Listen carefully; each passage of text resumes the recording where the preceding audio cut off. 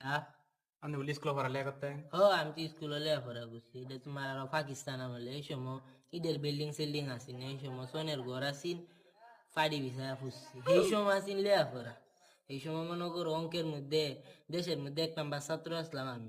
বিরাট কারবার। হ্যাঁ এই সময় মনে করো স্যার ম্যাডামরা ভুল ধরছি আমি অঙ্কের মধ্যে। স্যার ম্যাডামরা যখন আয়া দেখছে খালি আমি ক্লাসও আমার দেখে গেছে গা, কই তুই তো লগের দিরে পড়া। আইসব না, হ্যাঁ আইসব না। আইসব্যনাশ।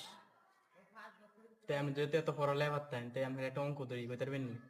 ধর 17 আর 18 কইছে কত? 17 আর 18 40, হইছে না তো? তাহলে 39, তাও তো হইছে না।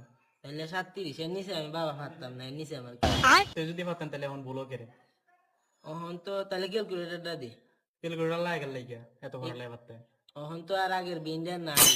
আগের বিনটা যদি থাকতো তখন বিশেষ করে উসি দিছি করলাম।